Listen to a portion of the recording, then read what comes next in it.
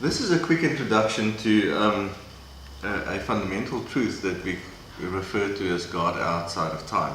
Now, it has been historically a well-known fact that most of the Christian church considers God to exist outside of time. But there's more to this truth.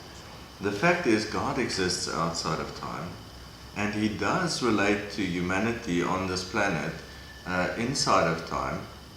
But the fact is that there's a truth regarding our existence outside of time as well. So we have God outside of time, we have His fulfilled plan, His finished work outside of time, and we have your life, and my life, and our destiny, our existence, and the finished life that we are promised outside of time. How does this work? It's very important because understanding God outside of time will reveal that some of the tenses that seem strange in the New Testament writings are actually perfectly right. It will also sort out many of the scriptures that people think are contradictory to each other. So understanding the time concept. So what does it look like? The Bible says on the seventh day, God sat down and He had finished all His work and He rested from His work.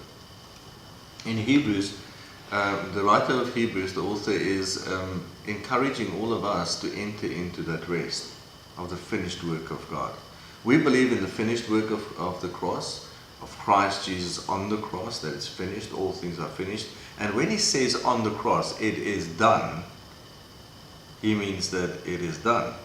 The question is, when is it done? We are going to look at some interesting things. This is not an explanation, this is an introduction. So please go and look for some of the longer teachings on God and man outside of time. The cross, not only outside of time, at the center of time, and look at the teachings that deals with one day and one man. Those are very interesting mysteries that are opened up for you. Let's have a look at Revelation chapter 17. Interesting verse, verse 8 of Revelation 17 says this. Just half of it, it says, "And those who dwell on the earth will marvel, whose names are not written in the book of life from the foundation of the world." Notice that he says whose names are not written in the book of life from the foundation of the world. Right, we're going to see this dynamic over and over and over. We pick it up all through the Bible. Remember Melchizedek. Remember that in the book of Hebrews, there's many references back to Melchizedek. And Melchizedek, we see that when Abraham comes back from making war, waging war and overcoming the kings, that he tithes to Melchizedek, the Prince of Peace, who has no lineage, who has no mother or father or record of where he comes from. And then in the book of Hebrews we see that Melchizedek is identified as Jesus Christ, the high priest. And Jesus Christ then, after His resurrection, it's a matter of fact, on the cross, where work that He does on the cross, he pays the price for all our sins as high priest. He brings the perfect sacrifice. And then He officially becomes the high priest of our faith. But we see that He's already Melchizedek, the high priest, when Abraham comes to meet with Him and brings a tithing or honoring to Him. Now that's because the Bible speaks about the cross being before the foundation of time, or before the foundation of the world was laid. So before the first day, we see that the cross exists, and then it says that it manifested at the end of time, the last day. Now, understanding that the cross exists before creation starts, after creation ends, at the middle of our timeline, and in the middle of all time, that God is not, the God that we serve, is not bound by time as we are. He's neither bound by time nor space. This will open up many of these verses. Remember when he had to call the elders, and God said He would take off the same spirit that is on Moses and put on the elders.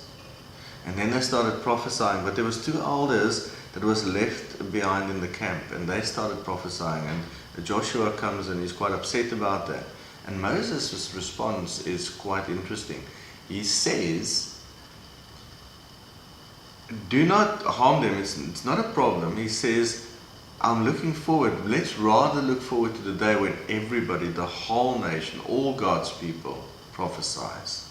You must remember at that time, Moses was the only man on planet Earth that had the Holy Spirit, not only on him, but in him. He was indwelled by the Holy Spirit. Look at the teaching that deals with the covenant outside of time. With the new covenant, actually we find the new covenant going over the timeline of the cross into the old covenant, and we have Moses actually under the new covenant. I know it sounds crazy, it sounds like a mystery. It's true, and we'll prove it out of the Bible. Look for that teaching.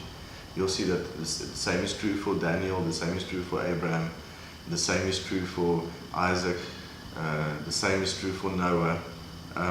It's a wonderful story, and it will open up the Bible to you in wondrous ways. Remember that in Peter, Peter writes that Jesus Christ through the Spirit goes back while the ark is being built, and God waits patiently before pouring out his wrath in the form of the flood. Remember that Peter writes that Jesus goes back through the Holy Spirit and ministers the gospel to all those that existed there. Okay, why? Because God is a just judge, and he's true, and so it's only fair that they have exactly the same chance to accept the gospel as we have.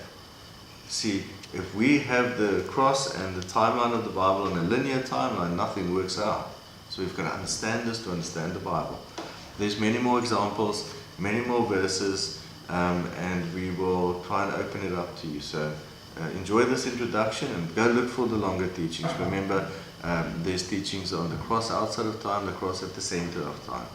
There's teachings on when were you raised from the grave? When were you actually resurrected? This will come up when we speak about salvation again. It will come up when we speak about baptism again. So watch out for this truth or fundamental building block to our faith in most of the long teachings. Okay, enjoy.